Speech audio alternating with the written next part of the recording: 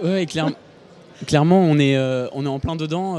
Nous, notre startup a été accueillie par le village Baïséa il y a à peu près un mois. Et donc, en fait, on a pour objectif de mettre en relation les agriculteurs avec des acheteurs via une plateforme, une place de marché collaborative, exactement comme Airbnb, Blablacar.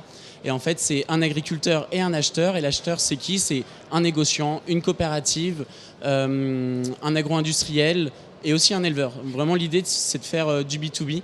Et en fait, on ne vient pas révolutionner le marché agricole. On n'a pas l'ambition de faire ça. C'est simplement d'adapter le commerce agricole au numérique. Donc ça veut dire que si, par exemple, Emmanuel et moi, on vient de produire 1 tonne de betteraves, ou de fraises, ou de ce que tu veux. Je préfère les fraises. Mais... Allez, 3 tonnes de fraises, tiens. On peut appeler votre société et vous dire, voilà, on a 3 tonnes de fraises avec Emmanuel, on aimerait bien les vendre. Comment on fait ? C'est aussi simple que ça. Alors, pour un agriculteur, c'est très simple. Pour vous, ça va peut-être être un peu plus compliqué parce que vous n'êtes pas des agriculteurs. Ça veut dire, on ne fait pas confiance, Fred. On ne fait pas confiance. Mais non, mais sinon, si c'est exactement ça. C'est vraiment, on met en ligne une production et on vient matcher justement avec un acheteur qui, en fait, va avoir des marchés qui correspondent à la production qui est en ligne, tout simplement. Et l'idée, oui, voilà, c'est de faire du B2B et pas du B2C. Enfin, c'est pas pour le consommateur. Il y a déjà des AMAP qui existent, des places de marché pour les consommateurs, circuits courts qui sont très en qui place. marchent très bien d'ailleurs. Absolument. Et donc dont on a parlé. Par contre, un agriculteur, un céréalier ne pouvait pas vendre un camion de blé sur Internet. Et moi, je suis fils d'agriculteur céréalier et quand je voyais ça, je me disais, c'est quand même dingue qu'on puisse pas le faire. Et c'est là où en fait on a activé cette chose il y a un mois. Il y a un mois tout juste. Mais au niveau logistique, comment vous faites ? Je comprends pas bien. Eh ben, en fait, quand je dis qu'on a respecté toutes les étapes du commerce agricole, eh bien, on s'occupe aussi de la logistique. On est en partenariat avec plusieurs transporteurs qui nous permettent d'assurer la logistique entre notre agriculteur et notre acheteur. Mais on a ça aussi pour la qualité, donc on est aussi en partenariat avec un laboratoire pour certifier la marchandise de nos agriculteurs.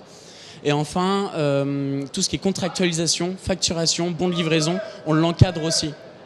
Comment vous avez entendu parler de ce projet de village ? Vous êtes allé à Paris pour voir comment ça se passait ? J'ai vu le village à Paris, en effet. Je suis originaire de Châteaudun. Ouais. J'ai fait une partie de mes études au lycée de Nermont.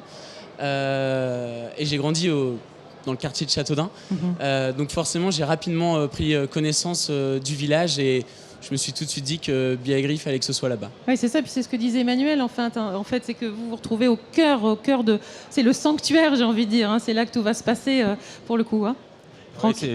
Enfin, moi, je trouve que l'illustration de Pierre-Antoine, c'est vraiment la bonne. C'est vraiment celle qu'on souhaite faire. Et de se dire, finalement, dans nos régions, il y a des très beaux créateurs d'entreprises. Voilà, il y a des très beaux projets. À nous de pouvoir les faire grandir et de leur mettre tout à disposition sans forcément aller sur Paris. On peut faire aujourd'hui avec le numérique exactement la même chose en province. Pierre-Antoine, comment vous définiriez votre relation avec le Crédit Agricole en un mot ? Vous direz que ça vous apporte quoi ? C'est un vrai partenaire. C'est un vrai partenaire parce que depuis le début du projet, il nous a soutenus. C'est lui qui nous a financé nos premiers euros pour nous élancer. Et aujourd'hui, il nous permet d'accélérer, d'abord en nous accueillant dans le village. Et quand on est au contact du Crédit Agricole, on est aussi au contact de personnes. Tout à l'heure, on était avec Plein-Champ. Ouais. Voilà, donc c'est vraiment, ça permet vraiment de booster notre projet.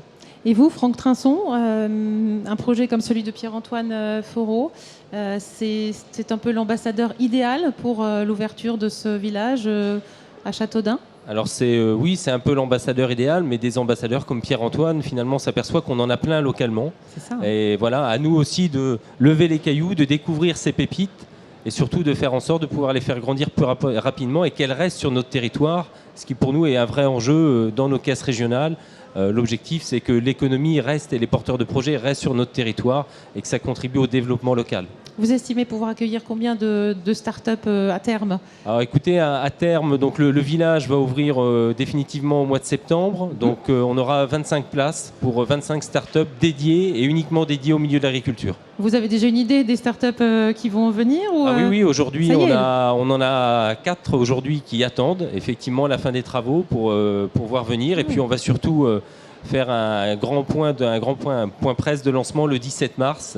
Et là, le sourcing va commencer, effectivement. Voilà, parce qu'il faut que tu saches qu'à Paris, ce sont quand même 950, 1 millier de candidatures pour actuellement 95-100 startups c'est ça, qui sont rue Labo ici. Et Mais tu vois, il faut vraiment que les projets correspondent Et on aura la possibilité d'accueillir des startups qui sont aujourd'hui sur Paris, pour pouvoir, effectivement, pour elles, qu'elles testent effectivement leurs nouveautés, leurs découvertes. Et le fait d'avoir une ferme expérimentale leur permettra de faire ça. Rue de la Boétie, c'est très bien, mais ça manque un peu de champs autour, donc nous, on aura ces champs-là.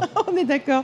Merci beaucoup, Franck Trinçon. Merci, Pierre-Antoine Foreau. Je rappelle votre start-up, elle s'appelle biagri.com. Allez, on va aller faire un tour avec Emmanuel pour Moi, je vendre. vais aller à Châteaudun bientôt, je pense. Très Un petit bien. tour pour voir tout ça, quand même. Voilà, Hélice Agricole de Nermont qu'on salue, bien sûr. Et puis, on s'en reparlera l'année prochaine, puisque septembre, c'est l'ouverture officielle. Donc, je pense que vous aurez